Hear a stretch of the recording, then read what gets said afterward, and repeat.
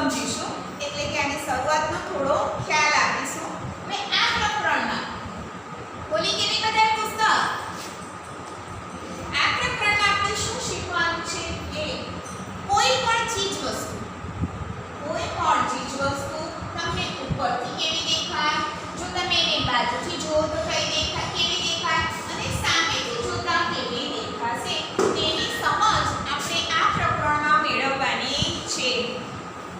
લગભગ બધાએ પુસ્તક ખોલી દીધું હશે. જો આપણે પાના નંબર 52 પર દુનિયા જોવાનો રસ્તો, આમાં તમને જે શીખવવામાં આવે છે તે એક ઉંદરની નાનકડી વાર્તા પરથી તમને સમજાયું છે. ગપ્પુની હવાઈ સફર. ગપ્પુ કોણ છે? તો એક ઉંદર છે. ઉંદરનું નામ છે. આપણે વાંચન કરીએ અને સાથે સમજીએ. ગપ્પુ એક નાનકડો બહાદુર ઉંદર હતો. ચિત્ર જોતા રહેજો હો, બહુ સરસ ચિત્ર છે તમારી પુસ્તકમાં. એક દિવસ તેને જોયું કે બાળકો એક ગેસના મોટા ફુગ્ગાથી રમી રહ્યા છે.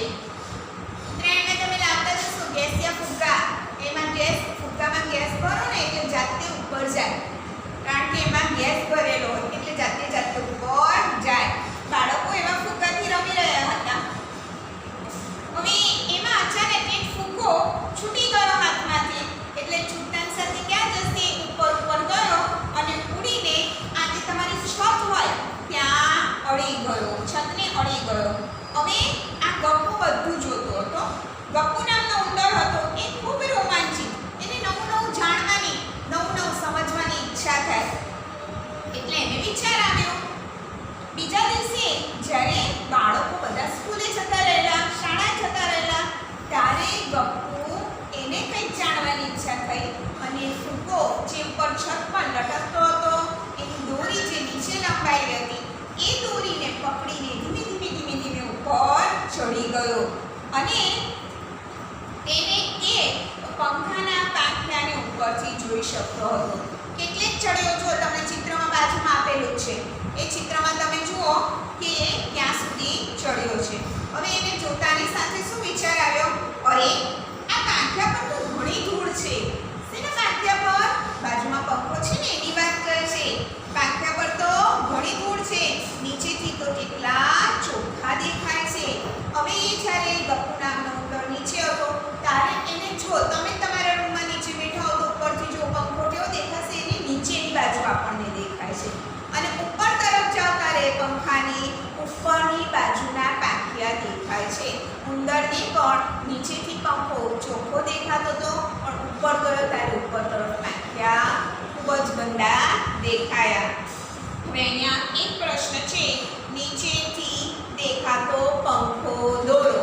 એ તમારે એક નાનકડો પંખો, સીલિંગ ફેન જે આપણે રૂમમાં લગાવીએ તેવો દોરી દેવાનો એક પ્રવૃત્તિ છે, બરાબર. હવે ગપ્પુએ નીચે જોયું, ઉપરથી નીચે તરફ નજર કરે છે તો રૂમમાં જે વસ્તુ મૂકેલી બધું એને દેખાય છે. જો રૂમની વસ્તુઓ શું દેખાય છે? પથારી, ખુરશી, ટેબલ, પુસ્તકો, બીજા ટેબલ પર બોટલ, જગ, ફળ, આ બધું તે જોઈ રહ્યો છે. હું તમને પુસ્તક નથી બતાવતી, તમે પુસ્તક ખોલેલું જશે રૂમમાં. રાખેલી બધી જ ચીજ વસ્તુઓ ઉપરથી કંઈક અલગ રીતે દેખાય છે. તો આ શું થયું? ઉપરથી દેખાતું ચિત્ર થયું.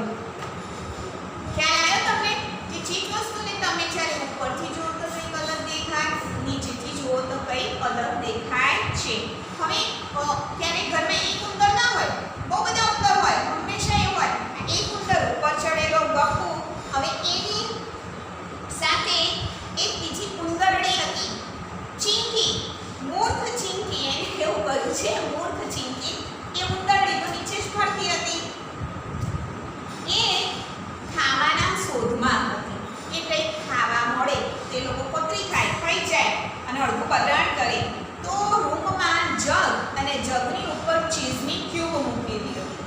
પણ આ જ્યારે ઉંદરડી નીચે ફરતી હતી તો એને એ ચીઝની ક્યુબ દેખાય નહીં, કારણ કે એને નીચેની વસ્તુ દેખાતી હતી, એટલે એ ઉપરની વસ્તુ જોઈ શકતી નહોતી. પાના નંબર 53 પર શું તમે વિચારી શકશો કે શા માટે ગપ્પુ જગ ઉપર પડેલું ચીઝ જોઈ શકે છે પણ ચીંકી શા માટે જોઈ શકે નહીં? કારણ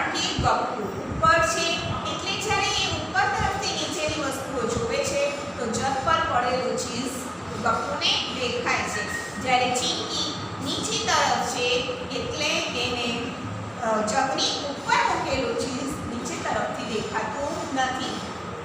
બે પ્રશ્ન થયો. તમારે નવા પાને મથાળું મારી આ મથાળું મારી દેવાનું પ્રકરણનું. પહેલા એક નાનકડો પંખો દોરવાનો, પછી આ પ્રશ્નના જવાબ, બે ત્રણ પ્રશ્નોના સવાલ જવાબ હું આજે મોકલીશ, એ તમારે લખવાના રહેશે. હવે આગળ બરાબર ત્યારે જોરથી પવન આવ્યો. પવન આવે એટલે ફુગ્ગો તો ખૂબ જ હલકી વસ્તુ હોય, એ રૂમની બહાર ધીમે ધીમે જવા માંડ્યો ને એમાં ગેસ હતો ને એટલે જાતે ફસવા માંડ્યો. એટલામાં તો બહાર જઈ ફુગ્ગો આકાશમાં ઊંચે જવા લાગ્યો. હવે ઊંચે જાય એટલે પેલો ઉંદર ગભરાયો, પણ એ નીચે જોતો હતો તો ઘરની પણ બહાર જતો રહ્યો એટલે ઉપરથી એને પોતાનું ઘર દેખાયું.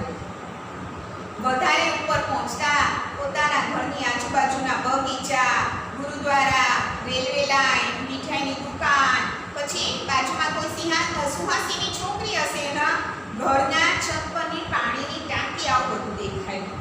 જ્યારે ઉપરથી ગપ્પુએ ઘર જોયું ત્યારે એને શું વિચાર આવ્યો? જ્યારે હું મારા ઘર ફરતે દોડું છું ત્યારે તો તે ખૂબ મોટું લાગે છે, અહીંથી કેમ ખૂબ નાનું લાગે છે? તો તમે જાણો છો આવું કેમ થયું? આ થયો તમારો ત્રીજો પ્રશ્ન.